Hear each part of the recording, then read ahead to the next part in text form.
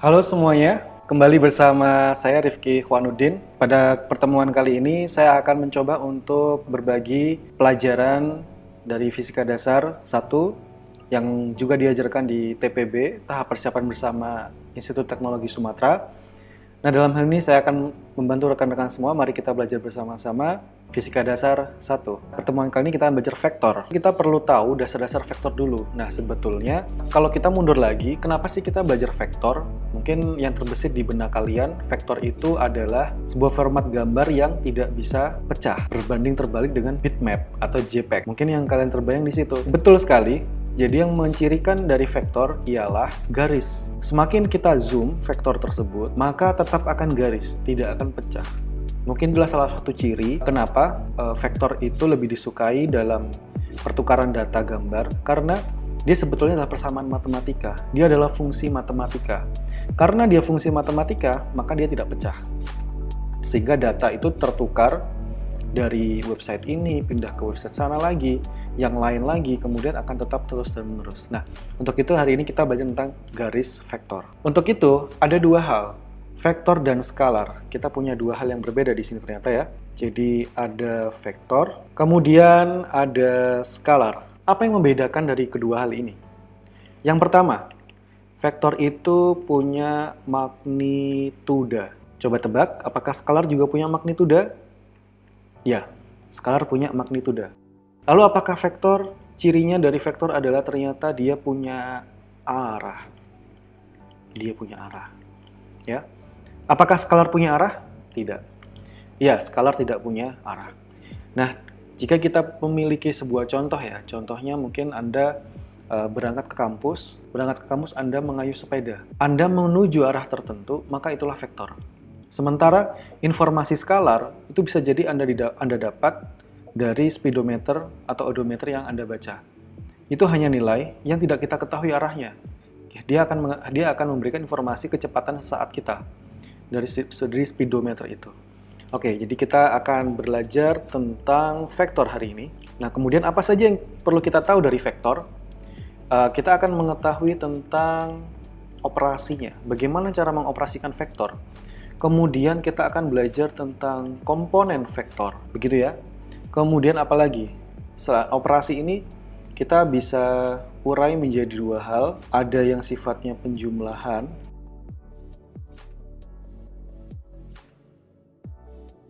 Kemudian kita juga punya yang namanya perkalian. Tetapi perkalian vektor itu terdiri dari dua hal lagi. Jadi kita urai lagi. Kita urai menjadi ada dot dan cross. Apa bedanya? Nanti kita akan pelajari. Nah, mula-mula bagaimana cara membentuk vektor? Nah, cara membentuk vektor paling mudah adalah kita tentukan dulu 0,0-nya di mana. Di sembarang garis ke atas dan ke bawah, vertikal horizontal ini akan saya tentukan titik 0,0, misalkan di situ. Jadi ini adalah titik 0,0 misalkan. Kemudian kita tentukan juga sembarang titik di sini sebagai sebuah titik. Jika di sini adalah titik O, maka saya ingin di sini adalah titik A. O ke A kita akan membentuk garis. Nah, A ini adalah berapa? Kalau ke samping berarti X 1, 2, 3, 4, 5, maka X-nya adalah 5. Y-nya berapa? 1, 2, 3. 3. Keduanya positif ya.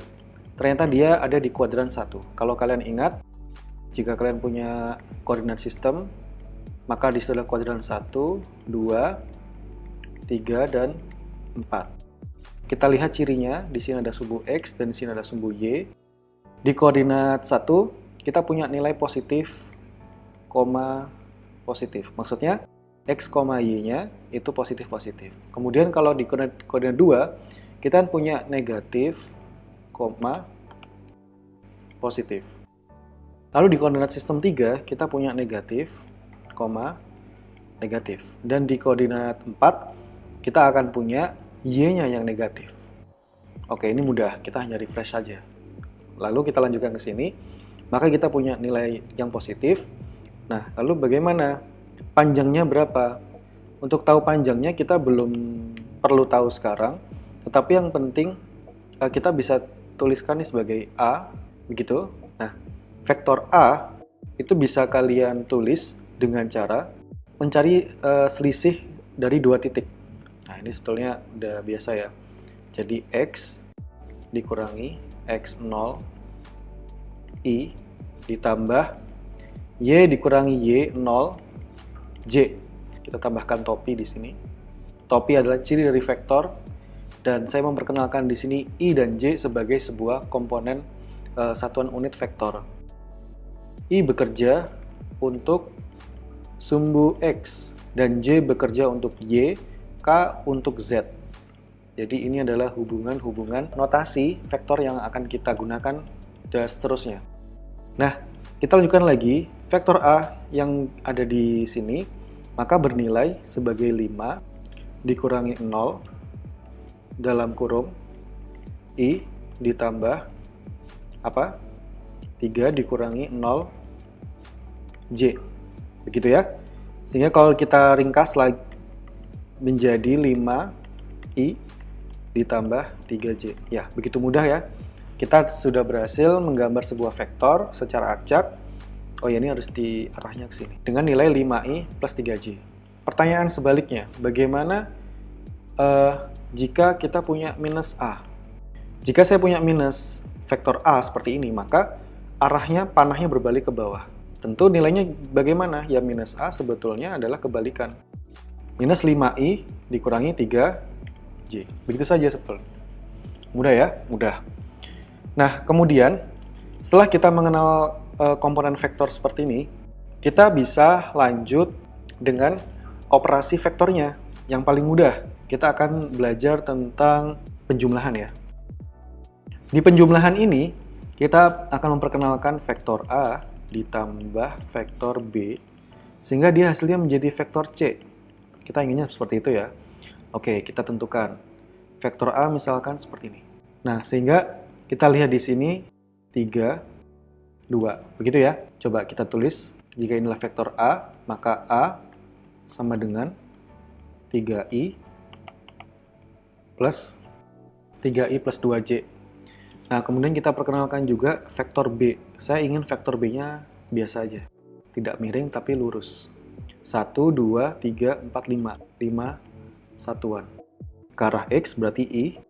Jadi kita langsung saja tuliskan jika ini adalah B. Seperti ini. Bagaimana cara menjumlahkannya? Tentu sangat mudah. Kalian cukup mengumpulkan I dengan I dan J dengan J. Nah, di sini kita memiliki B vektornya. Itu tidak memiliki komponen Y. Y-nya sama dengan 0. Sehingga kita tuliskan 0J atau sama dengan, ya tidak usah ditulis. Nah, lalu kita jumlahkan saja. Maka hasilnya harusnya menjadi C.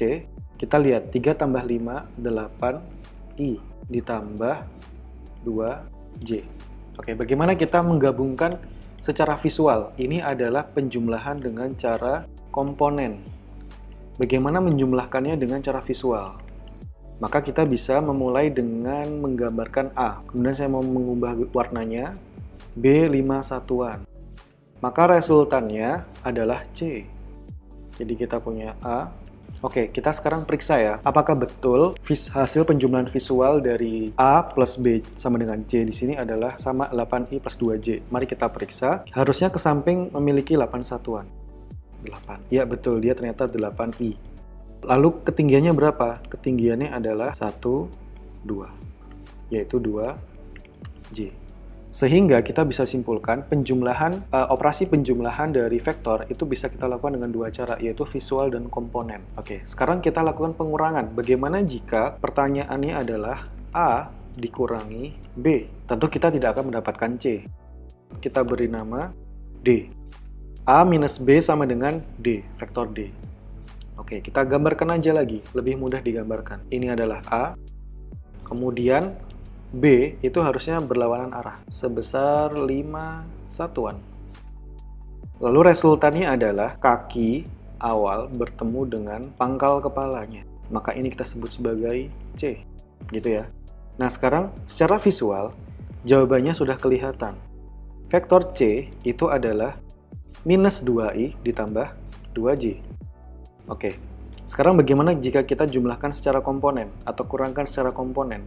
Maka A di sini adalah 3I plus 2J Sementara B di sini adalah 5i. Jika diminta untuk mengurangi, maka hasilnya adalah minus 2i plus 2. Nah, ternyata kesimpulannya adalah sama. Kita dapat mencapai hasil yang sama dengan cara yang berbeda. Ini untuk penjumlahan dan pengurangan. Jadi saya perlu tuliskan di sini. Ini adalah langkah untuk pengerjaan pengurangan. Oke, sampai sini kita akan lanjut, yaitu untuk perkalian, operasi perkalian vektor, yaitu ada cross dan dot. Kita akan mulai dengan dot dulu ya. Kita mulai dengan dot. Jadi sebenarnya perkalian dot ini adalah perkalian yang telah kalian lakukan sehari-hari. Misalkan mendapatkan resep dari dokter 3 kali 1. Artinya 3 kali 1 sama dengan 3. Biasa, nggak ada informasi vektornya sama sekali. Jadi kalian harus mengkonsumsi obat tersebut 3 kali dalam sehari. Misalnya seperti ini. A dot B. Kita mulai langsung dari aturannya. Maka A, B, cos, theta. Itu adalah aturan dasar dari perkalian dot. Bagaimana dengan perkalian cross? Perkalian cross, kita memiliki simbol yang berbeda, silang seperti ini. A cross B sama dengan AB sin theta. Kita akan mulai dari contoh A dot B. Kita perkenalkan vektor A sama dengan, misalkan kita punya random saja, 2i minus 5j. Kemudian saya punya B, misalkan 3i ditambah 1j. Begitu ya. Nah, lalu perkalian dotnya. Nah, perkalian dot itu bisa kita lakukan secara langsung dari perkomponennya. Bagaimana? AB sama dengan 2 dikalikan 3.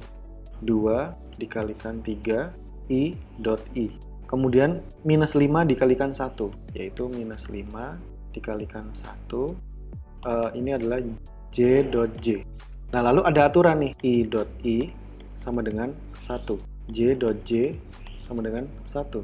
K dot K sama dengan 1. Asal-usulnya nanti kita akan hubungkan dengan cos theta ya. Bagaimana jika sebaliknya?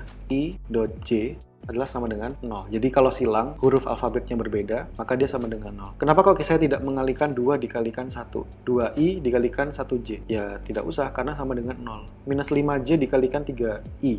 Nggak usah, karena sama dengan 0. Maka di sini kita dapat 6 minus 5. Duh, i-nya kok nggak ditulis lagi? Ya iya, kan i dot i sama dengan 1. J dot j sama dengan 1. 6 dikurangi 5 sama dengan 1. Bisa kita lihat di sini, operasi A dot B tidak memunculkan vektor, tidak ada IJK di sini, maka kita mendapatkan sebuah hasil skalar. Jadi ciri dari perkalian dot adalah skalar. Itu yang perlu kalian catat. Kita akan masuk ke topik cross. Bagaimana jika kita melakukan operasi cross? Sekarang kita masuk ke operasi cross. Oh, sebelum itu saya mengingatkan, jadi sebetulnya perkalian dot ini adalah perkalian yang searah. Karena ini adalah perkalian searah, maka tetanya tidak akan terbentuk. Jadi kalau misalkan ini adalah A, ini ngasal aja, A itu panjangnya 3, sementara kita punya vektor lagi, misalkan ini vektornya, jangan A lah, inilah vektor C, dan inilah vektor D, panjangnya 1, masing-masing ke arah kanan, ini panjangnya 1 satuan, dan inilah panjangnya 3 satuan. Arahnya sama, kita lihat di sini tidak ada theta yang terbentuk dari C dan D. Maka theta sama dengan 0. Sehingga cos theta sama dengan 1. Itu alasan kenapa perkalian I dot I sama dengan 1. Karena cos theta sama dengan 1. Nanti kita juga akan menggunakan theta untuk vektor yang arahnya berbeda, yaitu pada cross yang akan kita bahas sekarang. Kita perkenalkan lagi, kita visualkan. Ketika dot kita nggak perlu memvisualkan, nggak apa-apa. Tapi untuk cross kita harus memvisualkan untuk membantu pemahaman kita. Kita gambar 2i minus 5j. Saya mau di sini ada 0,0. Nah, kemudian maka di sini adalah titik A. Maka vektor A itu kurang lebih begini ke arah bawah. Kita sebut dia sebagai A. Lalu vektor B adalah 3i plus 1j. 3i plus 1j. Maka ke samping begini. 3, 1j. Ini adalah vektor B. Pertanyaannya adalah A cross B sama dengan... Nah, jadi gini. A cross B itu kita bisa menggunakan aturan tangan kanan. Aturan tangan kanan itu arahkan tangan kalian keluar dari bidang layar ini. Lalu jari jemari kalian itu seakan-akan sedang mendorong A menuju ke arah B, ya.